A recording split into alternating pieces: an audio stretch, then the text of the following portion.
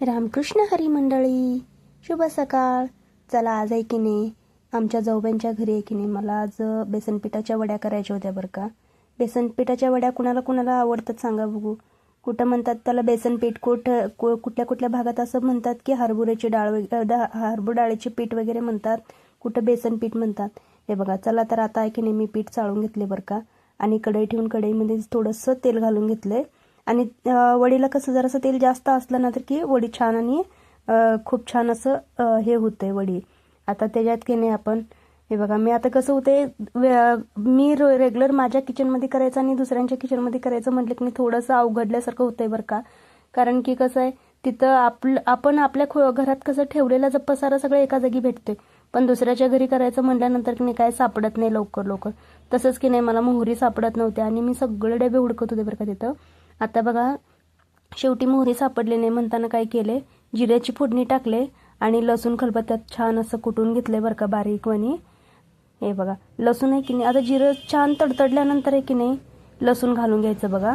लसूण छानसं लालसर कलर भाजून घेतलं की नाही लसूण. हे बघा, आता आहे की नाही त्याच्यामध्ये आपण छान असं हे करून घ्यायचं. बरं, थोडं पाणी घ्यायला पाहिजे ना आता, कारण की पाणी घातल्याशिवाय ते हे होणार नाही. हे बघा, हे जाऊबाईंचं किचन आहे माझ्या थोरल्या जाऊबाईंचं. त्यांनी त्यांच्या सुनेला की नाही संक्रांतीचा वौसा देण्यासाठी बघा हे सगळं तयार करत होते. आणि आता की नाही झुणक्या बेसन पिठाच्या ह्याच्यामध्ये की नाही फोडणीमध्ये बघा हिरवी मिरची बारीक केलेली आहे बरं का. जिरं आणि हिरवी मिरची कोथिंबीर घालून बारीक केलेलं आहे ते त्यात घालून घ्यायचं आणि छान असं मस्तपैकी भाजून घ्यायचं. त्याला लालसरवर भाजून घ्यायचं, म्हणजे जेवढं भाजेल ना तेवढं त्या मिरचीचा आणि जिऱ्याचा चव उतरते त्याच्यामध्ये. हे बघा, मस्त असं छान भाजून घ्यायचं. ते मिक्सरच्या भांड्याचं असं टोपणामध्ये पण जरासं मिरची राहिलेलं ते पण विसरून तसं सोडत होते, म्हणून म्हटलं तर पटकन घालून घेऊया. हे बघा, आणि आता आहे की नाही हे छान असं भाजायला लागले बघा. त्याला छान परतून घ्यायचं बरं का, खालीवर असं हलवून घ्यायचं. हे बघा, मस्त असं तेलामध्ये तडतडली की नाही मिरची एवढी चविष्ट होते म्हणते काय, वडी भरपूर चविष्ट असं वडी होते.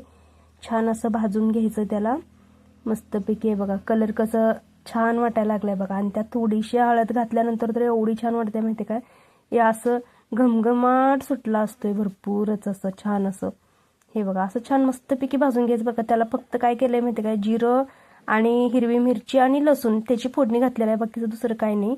हळद घालते, चवीपुरतं मीठ घालून घ्यायचं अगदी. आणि थोडंसं जाऊबाईंनी काय केलेलं, मिरचीमध्ये मीठ बारीक केलेलं ना, त्यामुळं जास्त असं काय घालायला लागलं नाही, थोडंसं मीठ घालायला लागलं वरनं चवीपुरतं. आता आहे बघा कढीपत्त्याची पानं, कारण की फोडणीच्या वेळेस मला दिले नव्हते म्हणताना नंतरनं कढीपत्त्याचं छोटंसं झाड होतं, त्या झाडाचा कढीपत्ता काढून आणल्यावर नंतरनं घातले. आणि हे बघा, आता आहे की नाही असं छान असं पाणी उकळून घेतलंय फोडणी उकळले छान असं. त्याच्यानंतर बघा पीठ घालून घ्यायचं बरं का. आपण हे अर्धा किलो बेसनचं पीठ आहे, अर्धा किलो बेसनचं पीठ घालून त्यात अगदी छान असं गाठी न होता हलवून घ्यायला लागते बरं का. कारण की पीठ असं विकतचं असल्यामुळं गाठी होते. घरी दळून आणलेल्या पिठाची गाठी होत नसतात कधी, पण हे विकत आणलेल्या पिठाचं कसं गाठी व्हायला चालू होतं, त्यामुळं गाठी न होता हलवून घ्यायला लागते बघा. थोडंसं कढई बारकं होतं त्यामुळं हलवताना जरासं पीठ सांडत होतं. हे बघा, छान असं एक जीव करून घ्यायचं, खालवर करून की नाही एक जीव करून घ्यायचं मस्तपैकी असं.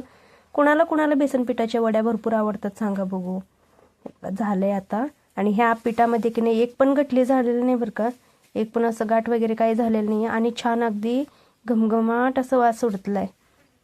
अशा बेसन पिठाच्या वड्या म्हणजे किती प्रकारच्या आपण करू शकतोय असं मला कमेंटमध्ये सांगा बरं का. मस्त असं बघा किती छान असं झालं की नाही.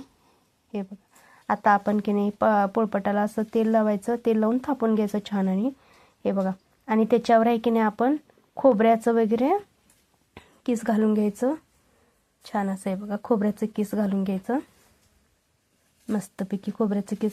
आणि खोबरं कोथिंबीर वगैरे त्याच्यावर जरा भुरभुराट केलं ना की एवढं छान लागते आणि दिसायला पण खूप छान होते ते. हे बघा, मस्त असं. आणि थोडंसं काय करायचं माहिती आहे का, त्यावर कोणी खसखस घालते तर कोणी तीळ भाजून घालते, आणि कुणी काय काय वेगळ्या प्रकाराचे करू शकतात. कोण असं ड्रायफ्रुट्स पण लावून करते, किंवा डाळिंबाचे दाणे वगैरे पण घालून करू शकतात. ते छान होते, म्हणजे चवीला आणि डिझाईनला दिसण्यासाठी पण छान होते, म्हणून तसं करायचं आहे बघा. आता एका पोळपाट्यावर थापले बरं का, मग आता काय करायचं हे बघा, सगळं आहे की नाही आमच्या जाऊबाई ते वडी कट करून डब्यात भरतात आणि एकदम असं खुसखुशीत छान आणि एक पण वडी न मोडता अशी वडी झाली आहे बरं का. बघा हे असं डब्यात त्यांनी म्हणजे कारण की ते सोनबाईंना वौसा न्यायचं असल्यामुळे की नाही सगळं तयारी चालू आहे ही सगळं बघा.